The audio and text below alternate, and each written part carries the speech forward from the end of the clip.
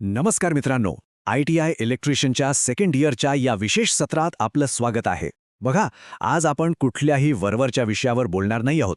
आज आपण थेट हेवी इलेक्ट्रिकल मशिनरीच्या DNA मध्येच हात घालणार आहोत. तो DNA म्हणजे DC जनरेटरचे EMF समीकरण. जनरेटर कसा डिझाईन होतो, तो प्रत्यक्षात कसा चालतो, याचा हा मुख्य पाया आहे. तर मग चला, या मास्टर ब्लूप्रिंटचा आपण एकत्र उलगडा करूया आणि यामागचं खरं विज्ञान समजून घेऊया. आता हे समोर बघून तुम्हाला वाटेल की हे तर नुसतं गणिताचं सूत्र आहे पुस्तकातलं, पण नाही. इलेक्ट्रोमॅग्नेटिक इंडक्शनची ही एक प्रॅक्टिकल ब्लूप्रिंट आहे. कारखान्यांमध्ये किंवा ट्रेड फ्लोअरवर जे मोठे महाकाय जनरेटर रात्रंदिवस आवाज करत अविरत फिरत असतात ना, ते अगदी याच सूत्राच्या तालावर चालतात. मशीनच्या आत किती पॉवर तयार होणार आहे हेच सूत्र ठरवतं. तर आजच्या या प्रवासात आपण काय काय पाहणार आहोत? एकदम सोपं आहे. इलेक्ट्रोमॅग्नेटिक इंडक्शनचं मूळ तत्व, फॅराडेच्या नियमापासून सूत्रापर्यंतचा प्रवास, सूत्रातले वेगवेगळे घटक, वाइंडिंगचे प्रकार आणि शेवटी थेट वर्कशॉपमधला एक प्रॅक्टिकल उपयोग. म्हणजे नुसतं थिअरी नाही, प्रॅक्टिकल सुद्धा. चला तर मग पहिला भाग पाहूया, इलेक्ट्रोमॅग्नेटिक इंडक्शनचे तत्व. सूत्राकडे जाण्याआधी प्रत्यक्ष मशीनच्या आत काय घडतं ते पाहूया. मशीनच्या आत प्रत्यक्षात काय घडतंय ते थोडं डोळ्यांसमोर आणा. सर्वात आधी ॲक्शन. प्राईम मूव्हर म्हणजे जो जनरेटरला फिरवतो, तो जनरेटरचा आर्मेचर अतिशय वेगाने फिरवतो. आता यावर रिॲक्शन काय होते? हा फिरणारा आर्मेचर कंडक्टर आजूबाजूच्या स्थिर चुंबकीय क्षेत्राला म्हणजे मॅग्नेटिक फील्डला कट करतो. आणि याचा अंतिम रिझल्ट असा होतो की या इलेक्ट्रोमॅग्नेटिक इंडक्शनमुळे आर्मेचरमध्ये व्होल्टेज किंवा EMF तयार होतो.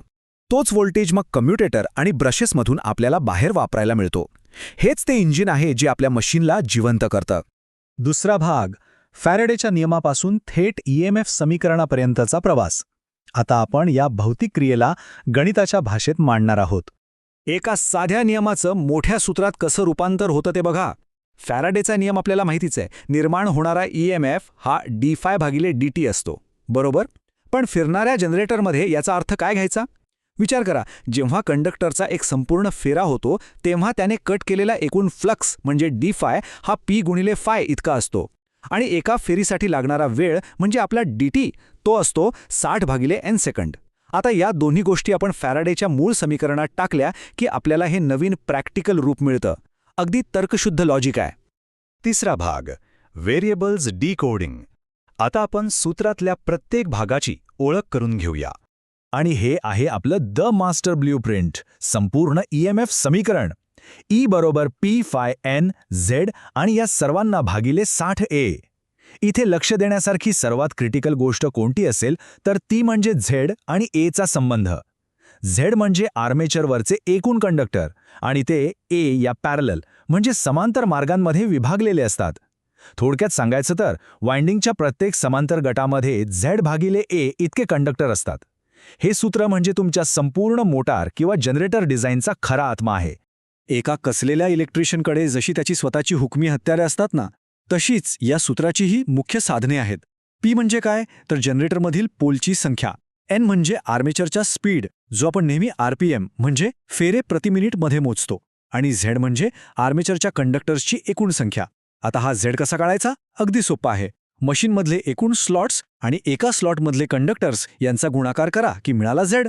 आता या सर्व गोष्टी एकमेकांना कशा जोडल्या जातात ते बघा. फायकडे जाणारी निळी रेष बघा, ती थेट वेबर या बॉक्सकडे जातीये. मित्रांनो, ही अतिशय महत्त्वाची गोष्ट आहे. प्रॅक्टिकल काम करताना फ्लक्स नेहमी वेबरमध्येच मोजला गेला पाहिजे. आणि दुसरं म्हणजे A, जे पॅरलल मार्गांची संख्या दाखवतं. या Aचा थेट संबंध आपल्या वाइंडिंगच्या प्रकाराशी येतो. मशीनमध्ये वाइंडिंग लॅप आहे की वेव्ह आहे यावर A अवलंबून असतो. चौथा भाग, वाइंडिंगचे प्रकार. भौतिक रचना आणि गणिताचा थेट संबंध कसा येतो ते आता आपण बघूया. सिम्प्लेक्स लॅप आणि वेव्ह वाइंडिंगमधला हा फरक अगदी डोक्यात फिट बसवून घ्या. सिम्प्लेक्स लॅप वाइंडिंगमध्ये पॅरलल मार्गांची संख्या म्हणजे A ही नेहमी जनरेटरच्या पोलच्या संख्येशी म्हणजे P समान असते. A बरोबर P. पण जर मशीनमध्ये सिम्प्लेक्स वेव्ह वाइंडिंग असेल तर हा नियम पूर्ण बदलतो. तिथे पोल कितीही असोत, A ची किंमत नेहमी 2 असते. 2. वर्कशॉपमध्ये किंवा तुमच्या परीक्षेत गणिते सोडवताना सर्वात जास्त चुका याच ठिकाणी होतात. त्यामुळे हा नियम पक्का लक्षात ठेवायचा आहे. पाचवा भाग, व्यावहारिक उपयोग. नुसती थिअरी नाही, आता थेट वर्कशॉपमधलं एक उदाहरण घेऊया. समजा आपण वर्कशॉपमध्ये एका प्रत्यक्ष मशीनसमोर उभे आहोत. समोरच्या डेटा रीडआउट पॅनलकडे काळजीपूर्वक बघा. आपल्याकडे एक जनरेटर आहे ज्याचं स्पीड 1000 RPM आहे, पोलची संख्या 4 आहे आणि वाइंडिंग, लक्ष द्या, लॅप वाऊंड आहे. आता मघाचा नियम आठवा. लॅप वाइंडिंग आहे ना, म्हणजे ए ची किंमत पोल इतकीच म्हणजेच 4 असेल. एकूण कंडक्टर झेड आहेत 600 आणि फ्लक्स प्रति पोल 0.064 वेबर आहे. हे अगदी खरेखुरे आकडे आहेत जे तुम्हाला प्रत्यक्ष काम करताना मिळतात. आता हे आकडे आपल्या मास्टर ब्ल्यूप्रिंटमध्ये कसे बसतात ते बघूया. आपलं सूत्र काय आहे? E बरोबर P गुणिले फाय गुणिले Z गुणिले N आणि भागिले 60 गुणिले A. किमती टाकूया. 4 गुणिले 0.044 गुणिले 600 गुणिले 1000 आणि ह्या सगळ्याला भागिले 60 गुणिले 4. आता बघा, जेव्हा आपण हे गणित सोडवतो, छेदामधले 60 आणि 4 ने भाग देतो, तेव्हा अंतिम उत्तर काय येतं? 640 व्होल्ट्स. बघितलंत? या व्हेरिएबल्सचा अचूक वापर करून आपण मशीन चालू न करताच अगदी खात्रीशीररित्या सांगू शकतो की ती किती व्होल्टेज तयार करेल.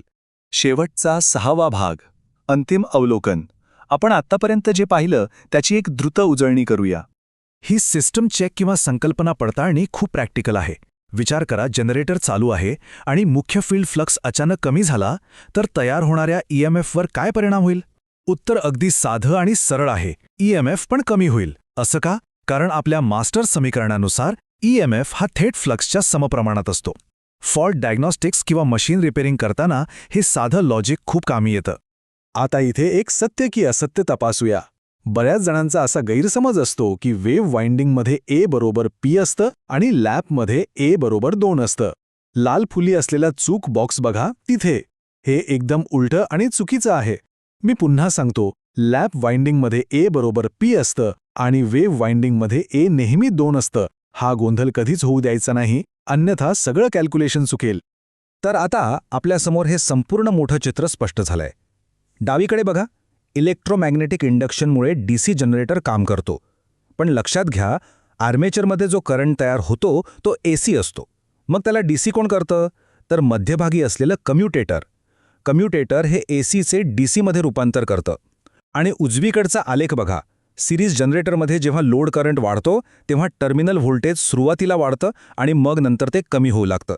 हे सगळं प्रत्यक्ष मशीनचा वर्तनाचं चित्र आहे. आता जाता जाता तुमच्यासाठी एक शेवटचा आणि आव्हानात्मक विचार. मघाशी आपण जे 640 व्होल्ट्स तयार करणारं मशीन गणितातून सोडवलं, समजा त्या जनरेटरचा RPM आपण अचानक दुप्पट केला, म्हणजे तो 1000 वरून थेट 2000 RPM वर गेला आणि बाकी सगळ्या गोष्टी तशाच राहिल्या, तर आपल्या मास्टर ब्ल्यूप्रिंटनुसार आउटपुट व्होल्टेजचं काय होईल? समीकरणाचा वापर करा आणि याचं उत्तर नक्की शोधा.